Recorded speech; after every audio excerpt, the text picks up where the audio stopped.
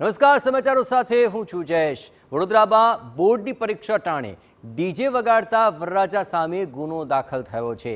બિલમાં મોડી રાત્રે અહીં ડીજે લઈને પરણવા નીકળેલા વરરાજાને પોલીસે અટકાવ્યા। વરરાજા અને ડીજે સંચાલક સામે ધ્વનિ પ્રદૂષણનો ગુનો દાખલ કરવામાં આવ્યો છે।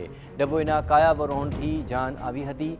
મોડી રાત્રે સુધી ડીજે વગાડતા સ્થાનિકોએ ફરિયાદ કરી હતી અને આ ફરિયાદના આધારે પોલીસે 28 સ્પીકરનું ડીજે જપ્ત કરી લીધું છે।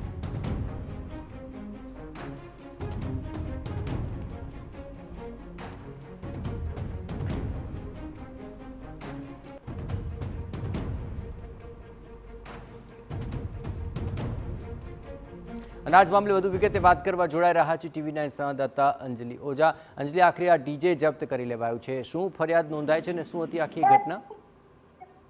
બિલકુલ, જેવી રીતે વાત કરીએ કે આગામી પરમ દિવસ છે એટલે કે 27 ફેબ્રુઆરીથી બોર્ડની પરીક્ષાઓ શરૂ થઈ રહી છે। તે દરમિયાન જ બિલ ગામમાં મોડી રાત્રે ડીજેના તાલે પરણવા નીકળેલા વરરાજાને પોલીસે અટકાવ્યા હતા। ઉલ્લેખનીય છે કે જે રીતે ધ્વનિ નિયંત્રણ માટેના જે નિયમો મૂકવામાં આવ્યા છે, જો અવાજ નિયંત્રણ રાખવા માટેના જ્યારે આદેશ કરવામાં આવ્યા છે, અમુક ડેસિબલથી વધારાના અવાજો ના વાપરી શકાય જાહેરમાં, તે પ્રકારના નિયમોનું ઉલ્લંઘન કરતા જાનૈયાઓને પોલીસે અટકાવ્યા હતા। બિલ ગામમાં પરીક્ષાની ટાણે જ્યારે ડીજે સાથે પરણવા નીકળેલા જે વરરાજા હતા તેમની સામે ગુનો નોંધવામાં આવ્યો છે।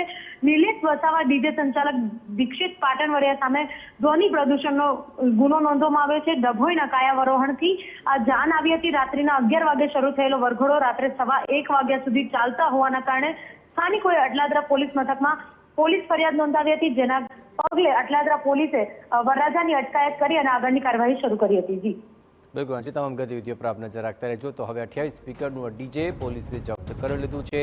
મોડી રાત સુધી ડીજે વગાડવા બદલ સ્થાનિકોએ ફરિયાદ કરી તો વરરાજા સામે ગુનો દાખલ થઈ ગયો।